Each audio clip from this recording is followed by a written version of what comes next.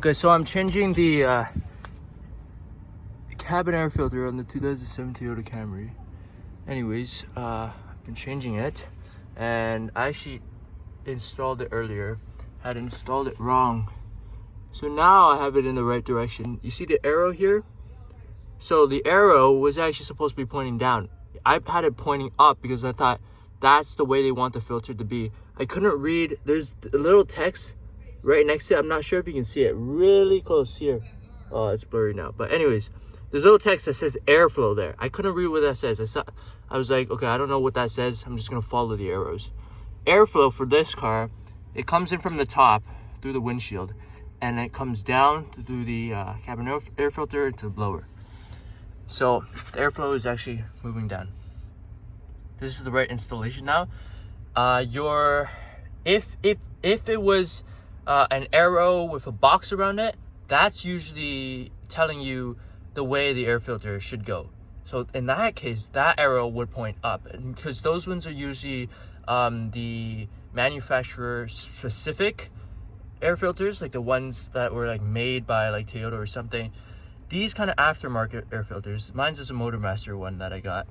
These aftermarket air filters, these are the ones that usually will tell you which way the airflow is, and then you got to kind of base it off of that, like where the airflow is. Okay, so now I finally got it installed. You can also kind of tell what the mesh looks like. So when you take out your old air filter, look at the mesh. Both sides will be kind of a different texture and just kind of match the texture of the previous one. All right, so now I'm gonna reinstall this now. So as you can see, this is the old one. Got quite dirty. I'm not sure if this was supposed to be white. I'm pretty sure it was supposed to be white back then. Look how dirty it is. And you got all this like debris, build up, random leaves, furs, dust, random stuff. I mean, I think this also came out from here, like it was shaken out from here. Just a bunch of garbage. So when you take it out, make sure you take it out slowly so you don't dump all this debris. Some people might need to vacuum it out a bit also after they've taken out the filter, just because there might be residual debris in the actual holder. But yeah, like, just look at that. That has not been changed for quite a while.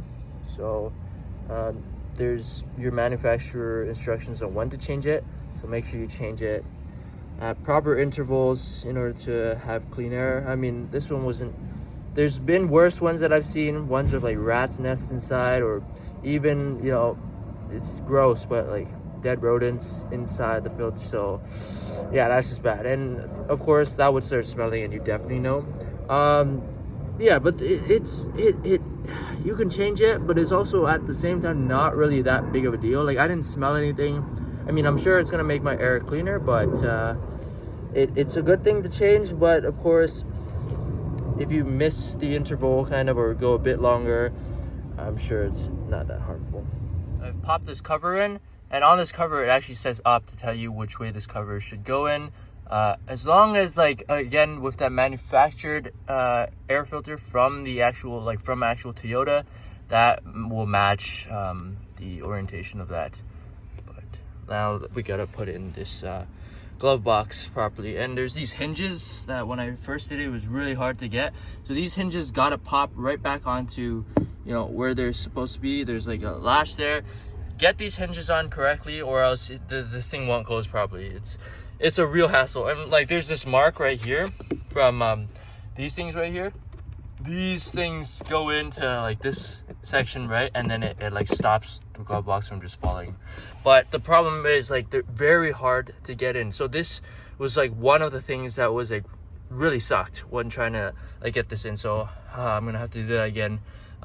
This over here is your dampeners, just so that the glove box opens slowly and doesn't just fall off. But yeah, as you can see, there's already like wear on this, right? Just from, I mean, you do it enough times and this thing is gonna start wearing. But it's just designed that way. And as you can see, like, look at all that like scratching and everything. Like, there's no way to really avoid that. Kind of just, you gotta put some muscle into this without breaking it. But I guess it's pretty flexible plastic. So yeah, let's reinstall this properly, see how it goes. So now everything is reinstalled, and now I have a clean cabin air filter again.